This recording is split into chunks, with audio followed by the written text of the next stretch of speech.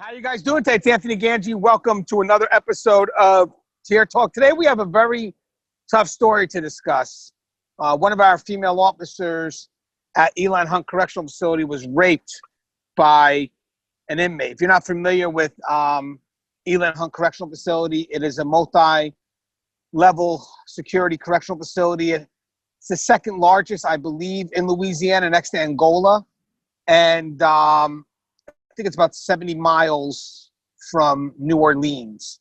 Now, this is a very tough discussion. Eventually, I'm going to try to have Connie and Cody Cook on. But today, me and Russ thought that we could discuss this a little bit. So, Russ, how are you, man? Tough story today, huh? Yeah, very tough. It's this is one of the hardest things that it is for us as correctional professionals to hear. And, we got to talk about the tough things as well as the exciting and fun things that we sometimes find in this profession. And this is one of those that's just, unfortunately, touches all of us in a negative manner.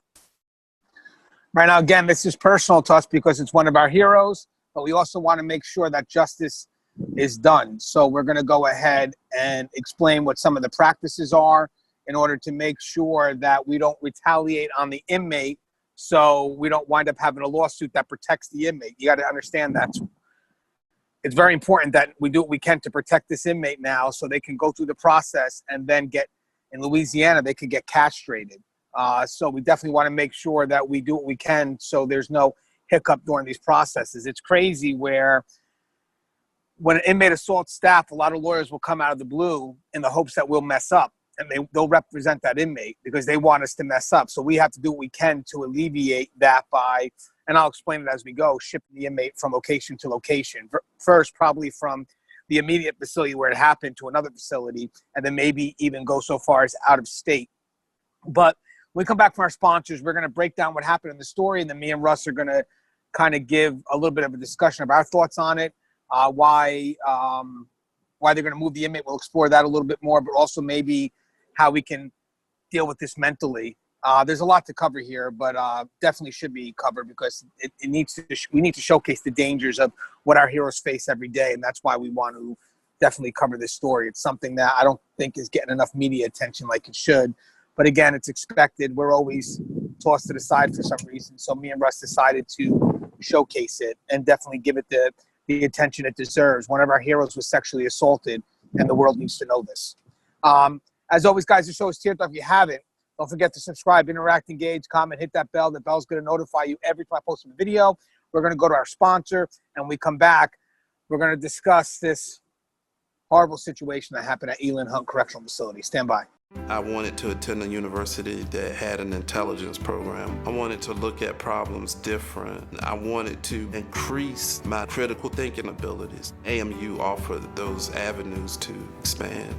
Obtaining your degree as an adult, you're actually paying yourself and investing in yourself. You can't put a dollar on it, it's priceless. It's something that can never be taken away from you. American Military University. Learn from the leader.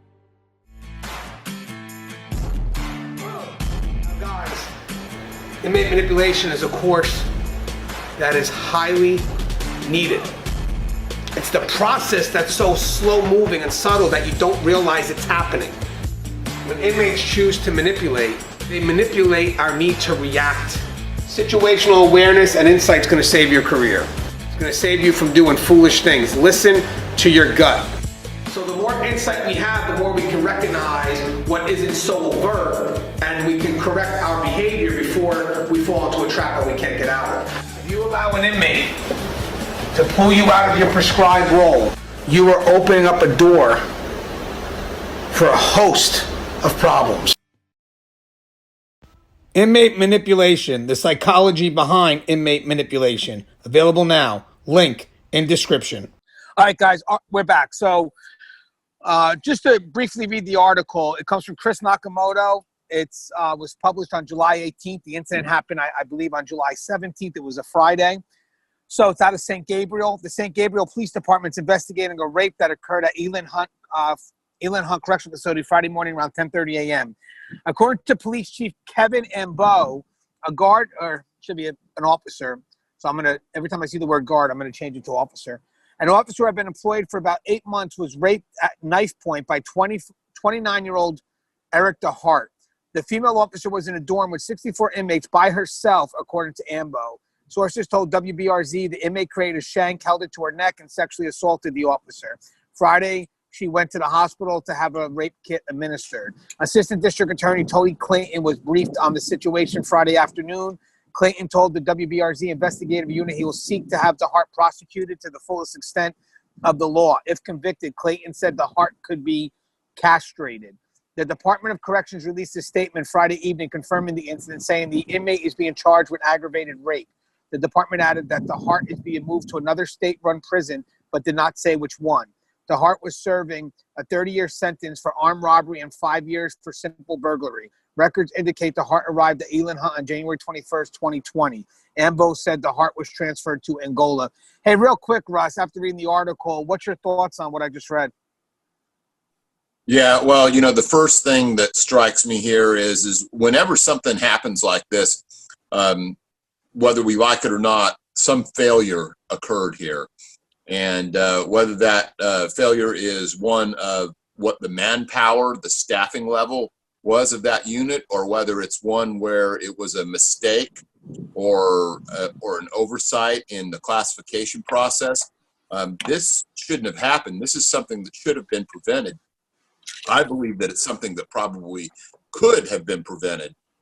When we look back at that particular facility, just a little bit earlier in the week, I think just 2 days prior, they had a female officer that was arrested for introducing contraband there. So my first question is what is the administration doing about the obvious problems that this facility is facing?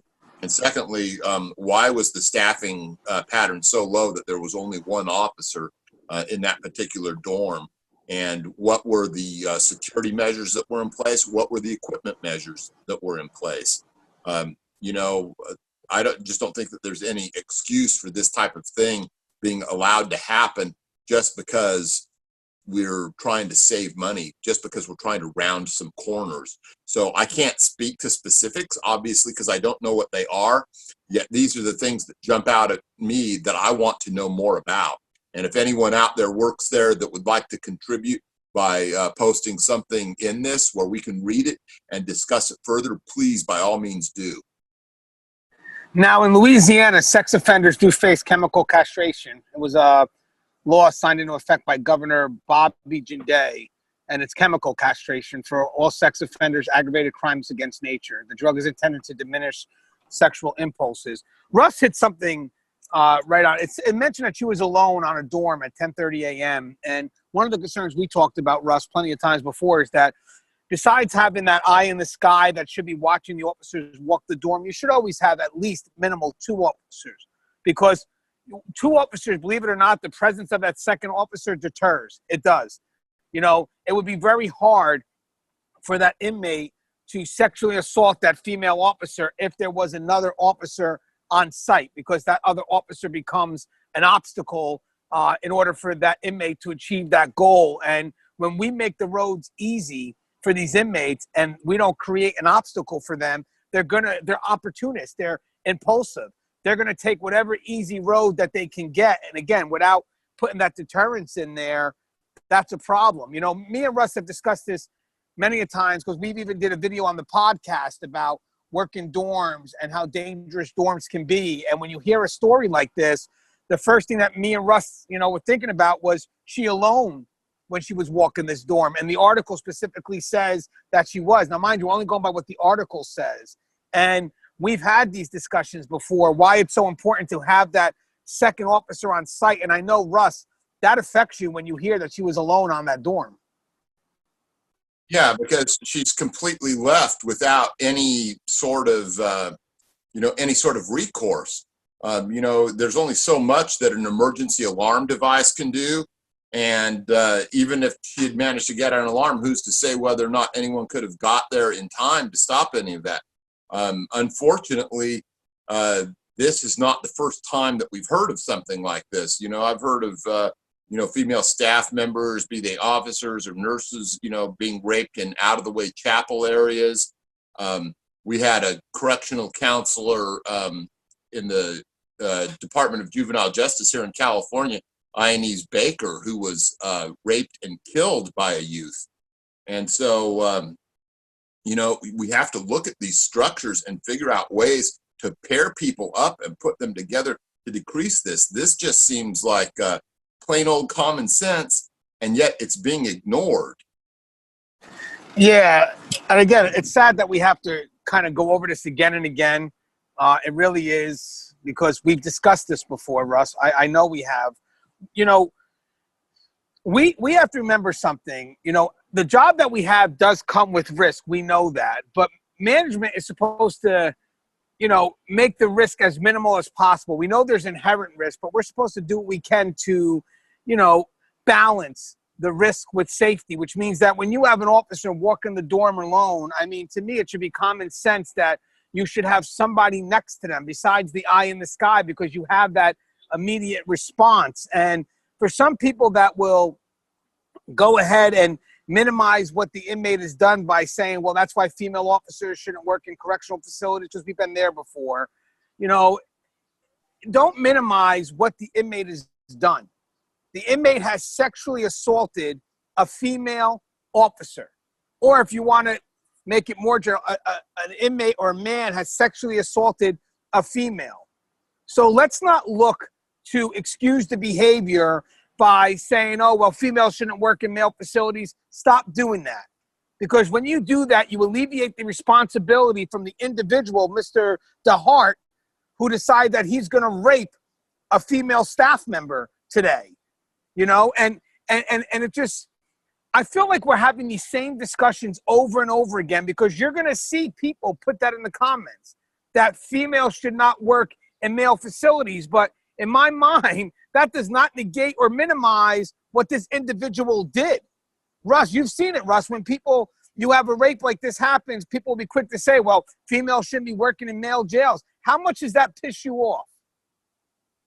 Well, you know, regardless of whether that was true or not true, that's not where we're at. That's not where we're going to be. It's kind of senseless in saying it, because that is not the reality that affronts us in corrections right now. That's not a solution. That's just a statement. That's just an opinion, and it's not even any sort of verified fact. What we have to look for is the ways to negate that, to mitigate that. Just because she got raped doesn't mean that that's a practice that would be acceptable for leaving a male officer alone in that situation. That's not acceptable to me either, because a male officer could be, you know, hurt, killed, raped, possibly even in just the same manner, because, you know, you're putting him up against multiple inmates, putting him up against threats that he doesn't have probably enough gear or equipment to counter, not enough good ways to signal or anything. Put a partner with someone in there that can, you know, sound the alarm, that can come to their aid. And, you know, to me, that's, you know, trying to say that, well, females shouldn't be working in a male facility. I mean, that's just bullshit. And it's not helpful to the conversation in any way that I'm aware of, because like I said, it's just an opinion. And that second officer, besides the immediate backup, is also a deterrence. Again, we talked about the impulse, the immediate reward. You know, we have to do what we can to obstruct that. Now, for this officer who was sexually assaulted, I hope management does the right thing. And, you know, this isn't just about the physical assault. This is how she's going to feel mentally. I mean, the scary thing about working in corrections is you can't escape the environment. We talked about that each and every day, you know, when we do these discussions about mental health and what could turn into PTSD. You know, everything in that unit right now is going to be a reminder to her of what she went through, the horrible ordeal that she went to. Every dealings that she has with an inmate could have the potential of triggering her into reminding her of what she went through. You know, just the uniform could remind her of what she went through. What she wears, her uniform, could remind her. Everything about that place, everything about her interactions in that place, she has so many triggers that that's a lot for one person to have to go through. And you could think that this person is going to be okay to work anytime soon. I mean, I would go as far as to saying that if management really wanted to do the right thing, if they felt that she wasn't okay mentally and she agreed to this, then I think in my mind, she's earned her pension above and beyond. She's a hero. She sacrificed. She earned that pension because, again, like Russ said, males could be raped too. You know, when you go through a situation like that, everything in that environment is going to be a reminder of what you went through. I just don't understand how you can recover and balance from that. What's your thoughts on that, Russ? You know, ultimately, my good wishes and good hope is that she makes a complete and full recovery and comes back into the situation and is able to, you know, function as, you know, as a, you know, full, you know, correctional officer, and that she's able to carry out her duties. Now, we know that that may not be possible. It may not even be probable, but that's my hope. Aside from that, yeah, she's definitely, you know, earned that pension, earned, you know, some care and treatment from her department, and whatever choices affront her in the future, let's hope that, you know, that she has, you know, a good life, a life worth living, that she finds some sort of happiness, that she's able to overcome this. I think that's, you know, that's the best we can hope for, whether she remains an officer or not. And, you know, this could also affect her on her personal life when she's intimate with, you know, whoever her significant other will be. I mean, this is something that doesn't just take a toll on the person behind the wall. It carries out with them in real life and does affect the home life. And I believe she was relatively new. You know, I believe she only had 8 months in, but don't quote me on that. I'm trying to follow up on that. But what this takes on her mentally is something to me that is going to be everlasting. And in my opinion, if you know, if the department could do anything to alleviate that and just, you know, give her what's needed, I really would. I just could not imagine myself going back to work after that. And I'm being fair. I mean, don't get me wrong. Some people are stronger than others. Some people are able to handle the situation and be able to move on. And like Russ said, if she's able to do that, then more power to her. She has my respect 100%. But even if she can't do it, you know, I understand that 100%. And I would be behind whatever decision she felt was best for her. But I also feel that sometimes when we have situations like this happen, sometimes it's sad. And I'm not saying in this case here, don't get me wrong, because I don't know too much about their management. But management really needs to, you know, attend to her needs first. You know, I know there's going to be investigations or whatever it is, but they really need to make sure she's fine both physically and mentally and see what it is that she wants to do with her career. Let it be up to her. I mean, that's what I would like seeing. I would like them to chat with her, you know, eventually down the line, not now because she's not ready for this discussion now, and see what she would like to do. Because I think it's time where management comes up and says, we have this officer's back. And I think part of it also is we want this inmate, don't get me wrong, to get justice, and we'll get to that. But we also want to take care of the officer who's the victim here. Because in the end, we want to show other staff that we don't forget about our warriors, that we take care of our warriors, even long after the situation has been done. Because in their mind, it's never over. And I really do believe that management needs to step up. And just as much as we want justice for the person that, you know, raped this officer, Dehart, we also want to make sure we take care of our officers who are victims to this extreme level of violence. I mean, what's your thoughts on that, Russ? You know, I absolutely agree with you 100%. But the thing that, you know, always nags at me is I'd rather see, you know, the administration, the department take care of the officers on the front end of this. I want to see all of the officers there with the proper, you know, I've hit this time and time again, STEP, status, training, equipment, pay, and all of the things that go along with that that bring a higher level of safety. You know, I want to see all those things implemented. And I want to see, you know, good, sound correctional decisions made with regards to protecting those staff that are out there on the line. because you know what? It's a lot easier to do it on that front end and not have to have people suffer those consequences. Now look what they have to do. Now they have to worry about her and find ways to try and make her whole, which is never really going to happen probably. Instead of putting things on the front end that could have stopped this in the first place.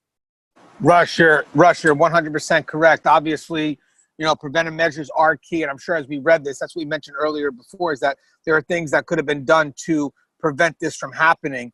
And again, at this point, guys, this is really not so much about pointing at whose fault or who's not, because at the end, when we wind up playing the blame game, here's what happens. The victim kind of gets pushed aside when we're more worried about ourselves. We need to worry about the victim here. And, if there were mistakes made, guys, we have to fix that. Go back, check out those videos. Could you have put another officer out there? I mean, to me, that's the key. Why couldn't we have a second officer out there? I don't know what the situation is. Maybe in the comments they'll elaborate, but at all times when there's one officer on the floor, you should have another officer backing them up. I mean, that's key. Now, for the direction being taken with the inmate, when there's a major assault on an inmate, as I mentioned before, lawyers are going to jump on that because they hope that we mess up. They hope that we retaliate. So the institution has to do what they can to protect the inmate, but also to protect us from retaliating. Believe it or not, they're protecting us from what we would want to do. Imagine this, guys. You have someone that you love, a sister, and she was sexually assaulted. You want to get at that individual, but we have to do what we can to make sure that we do what's right. And what's right is making sure that this inmate, gets justice heard. So what it means is that inmate now has to get shipped out from the immediate facility where it happened to another facility, which they said was Angola. And then eventually, probably because this is such a widespread incident, they're going to have to eventually ship the inmate out of state. Now, think about this, though. What's good about this is there's no lawyer here that's going to be able to say, we dropped the ball, we messed up. And we need to make sure that this inmate is the one constantly defending, not us. So we need to put this inmate in situations where, we don't do something foolish, and the next thing you know, the case gets spun around. So now you have this guy that's 100% did an action that is disgusting and vile. Now we have to make sure he's held 100% accountable for that action, which means that we can't do anything to take that attention off of what that inmate did. So it's great to move them from one facility to the next. So now the inmate doesn't have any way to, maneuver around what's coming at him. So, you're absolutely correct, Anthony. We do have to do those things because that's part of the profession. All of us, secretly inside, we would like to be able to take measures into our own hands. That's not reality, though. As much as we would like it, we have to, enforce the law. We have to act professionally, and we have to do things in a manner that gives us a chance at letting the justice system, such as it is, have its chance to rectify it. Now, are we ever going to get all the way there? Is the full measure of justice ever going to be meted out in this particular situation? Probably not, but we're going to get as close as we possibly can under these circumstances. Yeah, and I think that's the key. So basically, what me and Russ, is going to be a quick video here. We wanted to show the world how dangerous our jobs are. And I have a feeling that this story right now is not getting the coverage it should. This is a hero who was assaulted. She was a hero in her effort to protect and serve, and she was sexually assaulted. Could management have protected her? We don't know. I mean, we see that there's only one person. Why wasn't there two? There's a lot of questions that, we can easily ask, and maybe someone will give us the answers.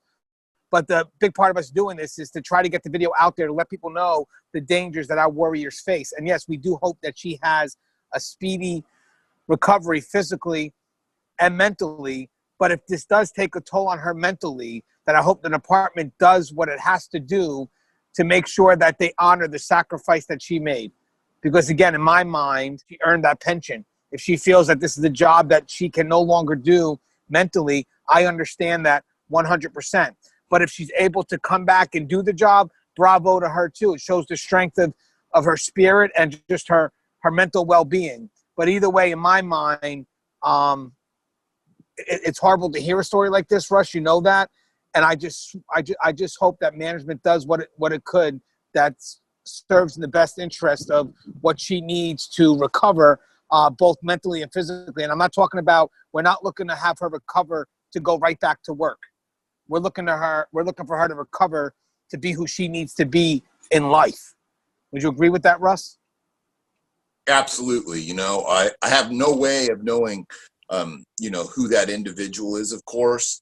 I hope that if they ever see this, though, that they know that, you know, all of the Keepers of Chaos, all of Tier Top, all of, you know, the brothers and sisters in corrections that are aware of her plight, you know, can just, you know, really send her the best wishes, the best prayers possible, and that we're really, truly rooting for that recovery, both mentally and physically.